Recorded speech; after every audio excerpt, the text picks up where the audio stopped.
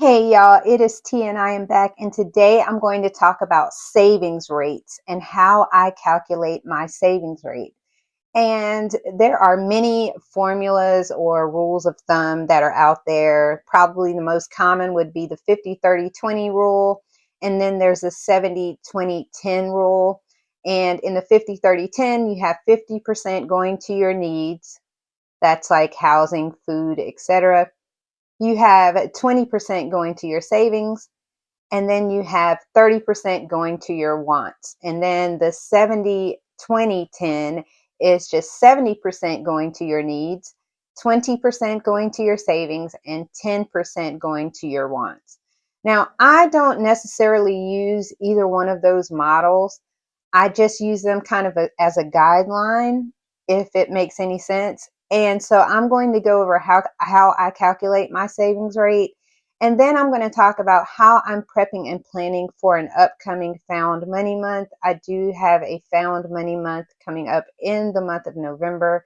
It's actually going to be at the end of October. But if you are familiar with my channel, you will know that I am on a month ahead schedule. So basically, the income that comes in the month I am in pays for the following month. So even though I will get that money in October, it will not be budgeted until November because October funds pay November. Anyway, so I'm going to go into those two things and just talk about them. I have a little spreadsheet it's just a rudimentary spreadsheet, but I'm just going to go over how I do those calculations. It may be beneficial to you. I do always say it's good to know how much you're saving because there are things that you may be able to tweak. And sometimes it just brings a realism to how you're spending your money. So if you are interested, stay tuned.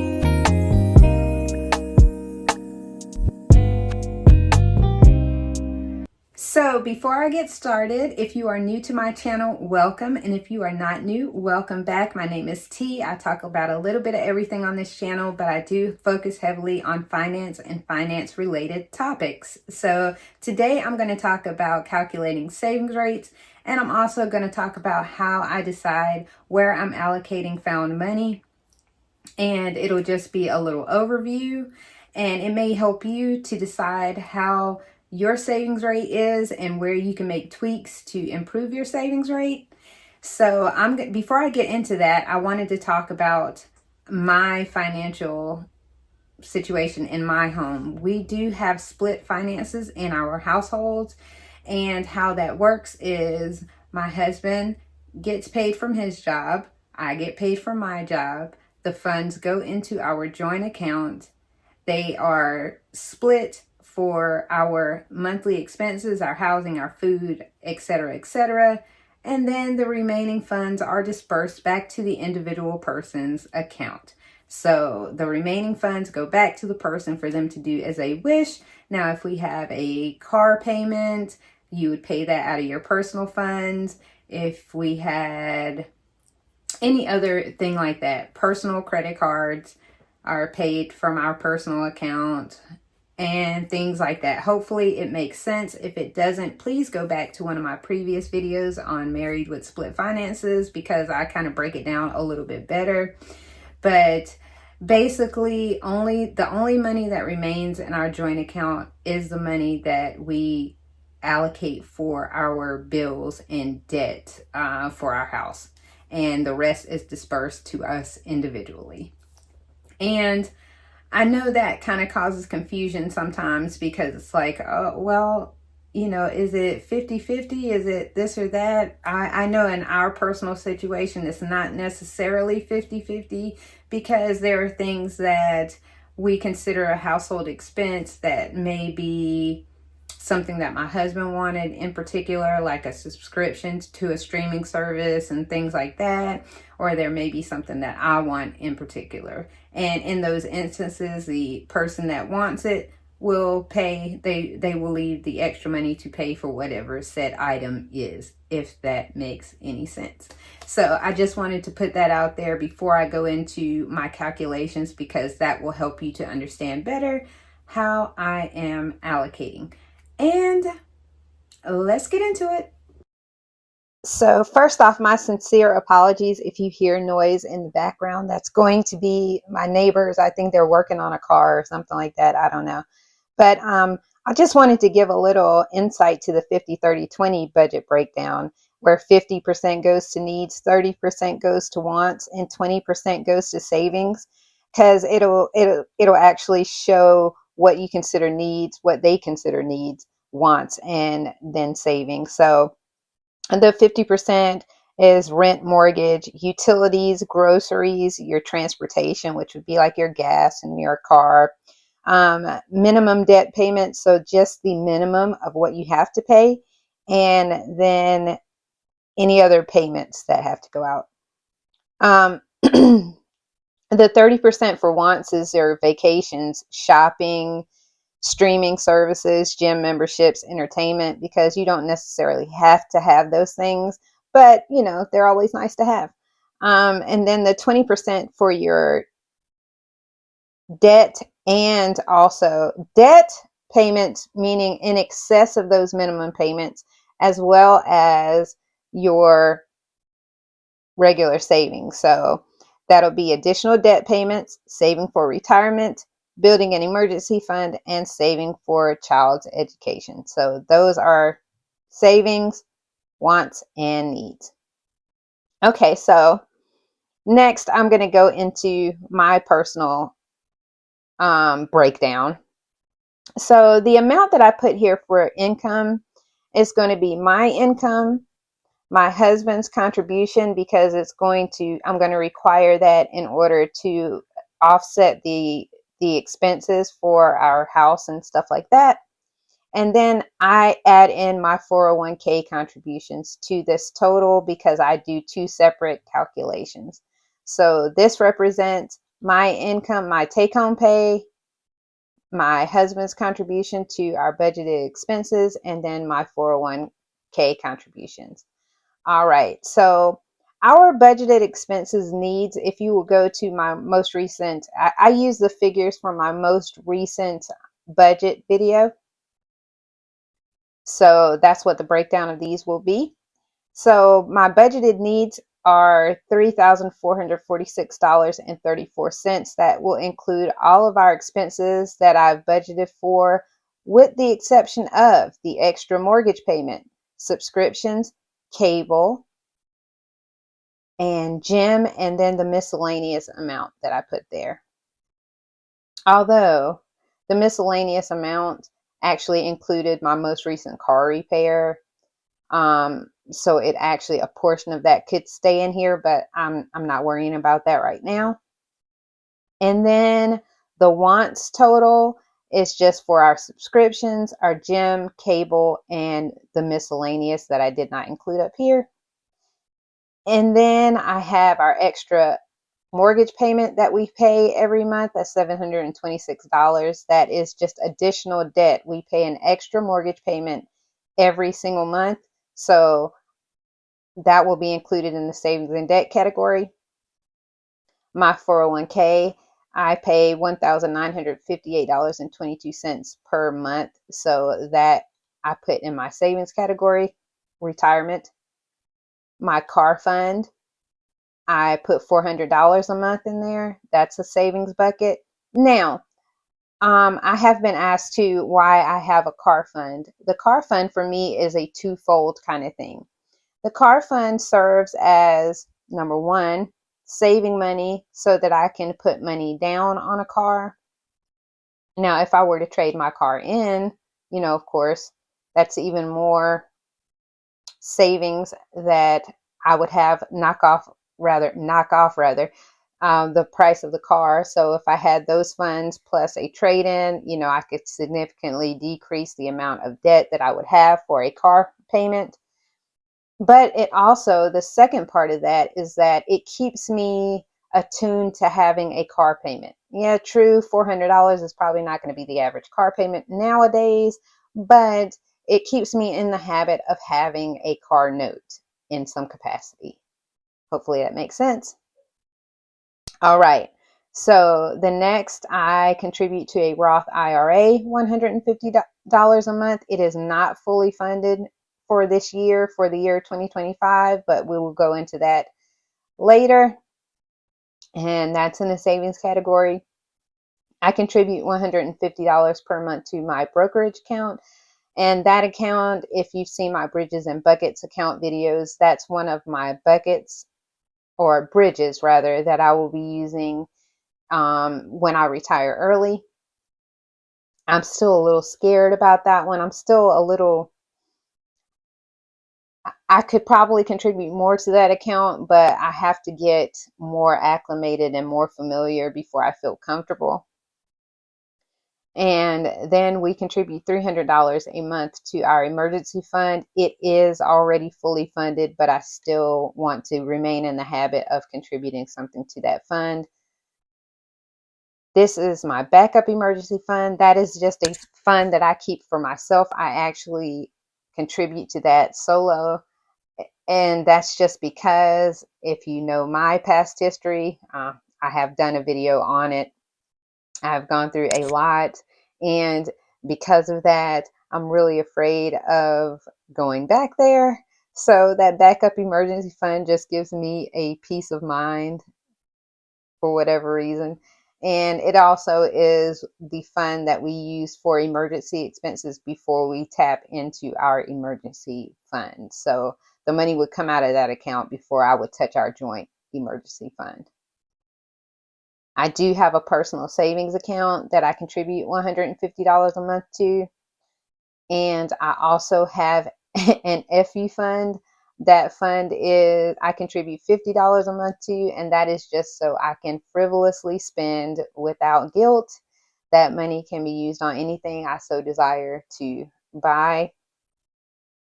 And then the remainder, it stays in my personal account, but I use it as I want. But, I'm actually considering upping some of my savings categories to maybe offset that. But I usually just keep it in there. I might want to help my daughter one month. I might want to do gifts, things like that. That would come out of my personal checking. So what I did here for my calculation is that this is using my 401k and including it in my savings and debt category. So my needs were the total as listed here versus the income here, listed here in totality. That came out to 33.43%. My savings were all of my savings categories to include my 401k versus this amount here. And that was at 38.64%. And then my wants would be these categories here: subscriptions, gym, cable, miscellaneous. Even though some of those are contributed to by my husband, I still included those here, plus the personal money that I am able to keep each month divided by this total amount here. And that came out to 27.93%. So as you can see, I'm not following a 50-30-20 rule. My goal is always just to make sure that I am saving and contributing to debt at the highest amount that I can. Now, if I were doing the 50-30-20 rule based on just take-home pay, then of course I would deduct my 401k amount from this total here and not include my 401k in my savings categories. So that put me at 41.26% for my needs. It put me at 24.26% for savings and debt, because I would be including that extra mortgage payment along with all of my savings buckets. And then my wants would be at 34.48%. So it's a pretty big total there. So I do this so that I can see, like, maybe I want to budget more to savings. Maybe I want to bump this up some more. So it's possible. But right now I'm spending slightly less than 50% in needs, and I'm taking the balance of what is left out of that 50% and basically splitting it almost evenly between my wants and savings. I'm not mad about that. Now over here, I just did my little Roth notation so that I will know where I'm at. And this is why I say it's not fully funded. I put an initial contribution of $4,000 in that account. And each month I've been contributing $150. Now I do plan to do an extra contribution of $19.50 and then continue the remaining $150 a month payments, which would put my total contributions at $7,000. And that is the limit that I can contribute for this year.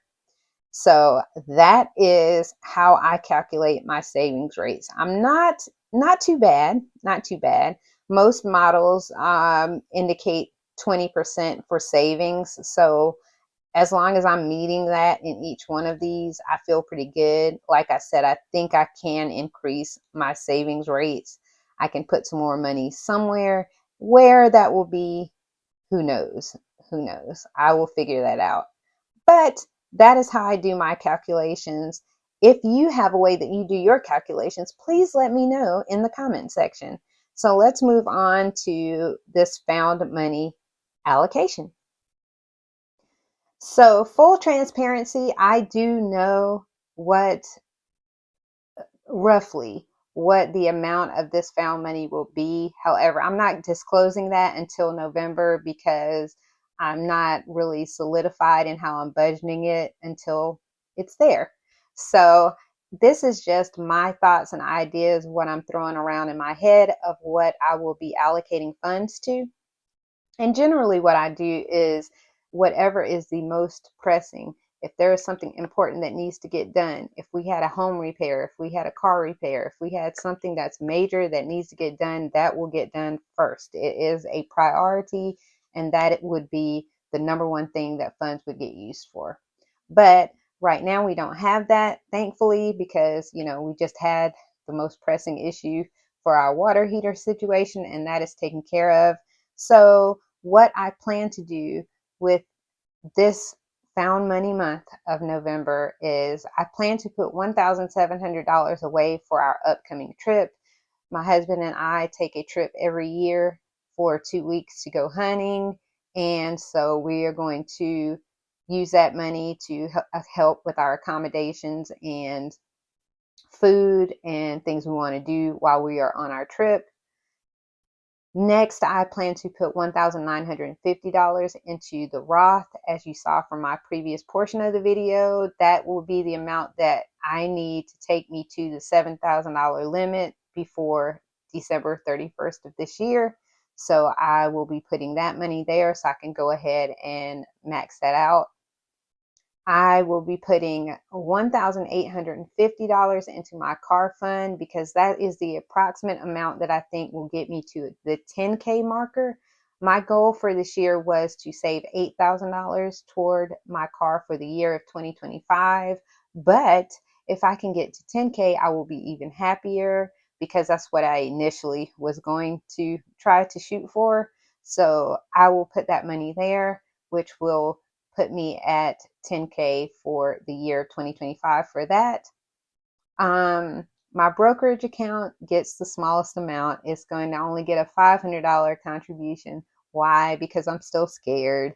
I'm still scared of the stock market. I still have those little quirky feelings about it, and I'm relatively new to choosing and selecting my own stocks. So until I get better acclimated and better at it, it will be a lower amount. So $500 will go toward my brokerage account. At least it's getting something.